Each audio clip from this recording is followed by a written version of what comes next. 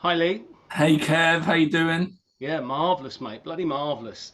Good to see you again. We've been colluding and colliding, and we decided to come up with a topic today that we both quite enjoyed, and it forms some of our training and no doubt leaches into our coaching. And it's from an article written. It was written some years ago, so it's not brand new. But then again, there's very little that's new on the block.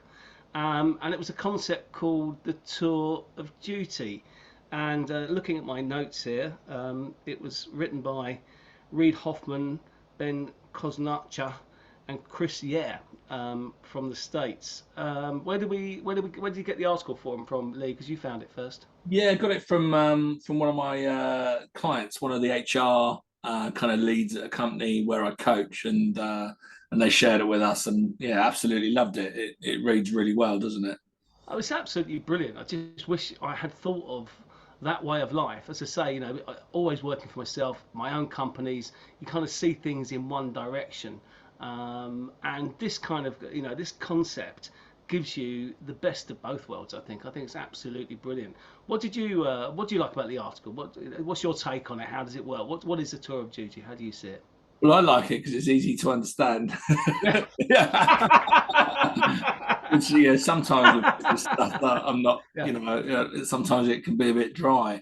But yeah, Yeah. basically the 20th century, gave us kind of stability and lifetime jobs, didn't it? And carriage clocks and kind of like our parents, it was all about job for life and getting in there and white collar working. And then we had globalization and we had kind of the information age.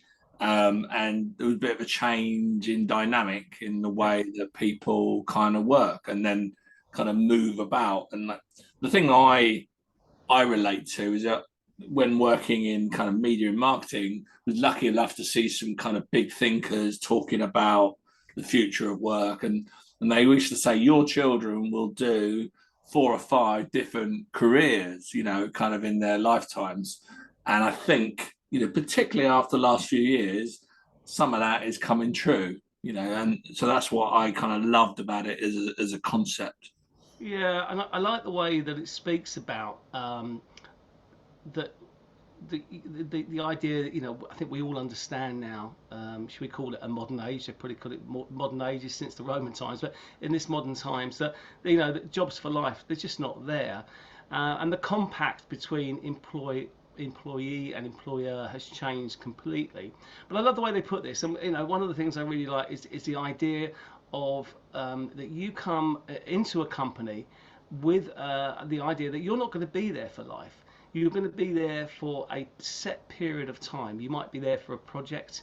It could be, it could be a project that takes years, or it could be a project that takes months.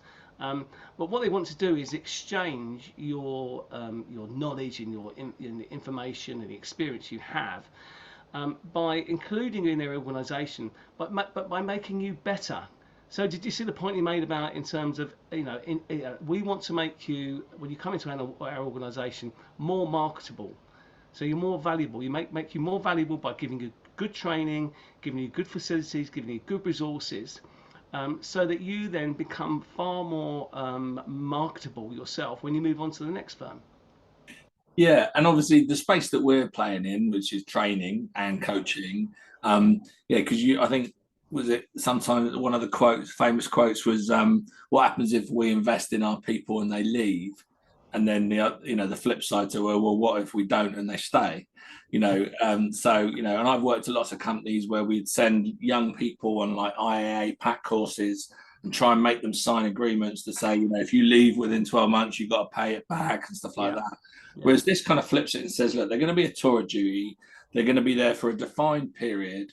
yeah, And it's far more beneficial that they get training, that they get coaching, and they also lots of other things like networking and stuff like that. So they yeah. bring all of that knowledge back in. And while they're with you, they're absolutely the best versions and the best connected versions of themselves that they can be.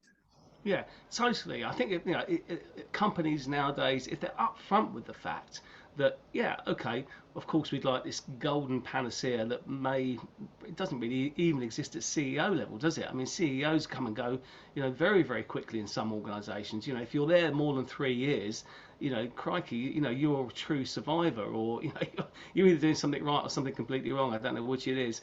And even when you have startup companies, even the golden companies in Silicon Valley, they're not talking about, when I talk to people about business advice, they're talking about small business, they're saying, well, I say, well, let's start at the end in mind. Do you want to sell, or do you want to grow it? What do you want to do with it?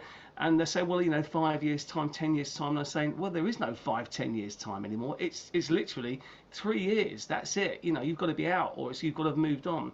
And working within a corporate company, even if it's a startup, is the fact that that they will be given tools, be given resources, and they will be made to be allies of that company, so that when they move on, they will be an ally of that company. Say, do you know what? I love working in that organisation. We did some great things. We may have achieved some things. We didn't get everything. But they will then move on and have the knowledge from that company, which they can transfer to their new company, making them more marketable. But also, the company that originally employed them keeps the door open to them. Please come back if you've got more experience, or please share your experiences, and share what you're learning now with us through maybe an alumni program. So I've pretty got a bit around the houses with that. But yeah, what do you think about that kind of stuff? Yeah, I think that builds into the bit in the article that the guys wrote about kind of setting up an alumni kind of network, Yeah, because it's, if people exit really beautifully, if people kind of do their exit interviews well, and they're kind of told that they're welcome back and things like that, but they often go on to be clients. People don't always pivot and do a complete right turn. They yeah, might go and become clients, but then people also boomerang, don't they, and come back to companies. Like some of the people we've been training, kind of over the past couple of years, it's amazing how many of them have actually been at the company, gone, and then kind of come back and done that nice little lily pad jump. So yeah, the alumni stuff for me, it's like, yeah, definitely invest in them, and then when they come back, they'll be 10x what they were. yeah. And also, as you said, investing. These companies seem to look and very, in fact, encouraging people to build a network outside of the organisation they're working for directly. So they're getting paid, they're given the resources in a very comfortable place. But the forward-thinking organisations are saying, hey, look, please get out there, network with some great people, find out some great stuff. By the way, please share it with us. I mean, one of the companies I'm thinking of, that we're working with at the moment, is where they're very much encouraging people to start their own companies, a little side hustle. They want them to be within in the company. So do you want to expand a bit on that? I think you know a little bit about that concept. I love that entrepreneurial spirit, and they back it. Brilliant. Yeah, the side hustles. I've got a kind of client at the moment who's got his own canned wine company. And it's brilliant. And if you think, doing that on the side, old school thinking would have been, oh, they're going to not have their eye on the ball. They're not going to be kind of like thinking about the stuff. When actually all of that entrepreneurial spirit, and the kind of the challenges you got to overcome to run your own company, but everything you learn about the marketing, everything you learn about the sales, about the legalities and things like that. How brilliant is that, to have that through osmosis kind of coming into your company where you're working? Yeah, I love that, and I talk to people, probably in terms of my coaching, about having a muse. An artist have a beautiful man, woman, something they find beautiful, a beautiful landscape they paint again and again, or they carve again and again and again. And it's fantastic to have something that frees up your creative juices, because doing the day to day, if you're working in quite a dry industry, or your role is quite dry, equally important as the most sparkly of roles in life, doing the dog day in day out, it's got to be done, maybe operationally, is that you've got something you can think about. And if you're thinking about something that's really creative, and that gets your juices flowing, that's like weight training. You don't just weight train and do your biceps. When you're doing your biceps, you're doing your core, you're doing your core, you're doing your legs. It all has that virtuous circle. And do you remember you explaining about how you explained the 80-20 rule and that? Does that resonate with you? Yeah, the Google, when people That Google was it. That was kind it. of the 80/20, that a lot of their products were built, so they wanted staff to be spending 20% of their time in their working week on kind of new things that are outside of their current day job, as it were.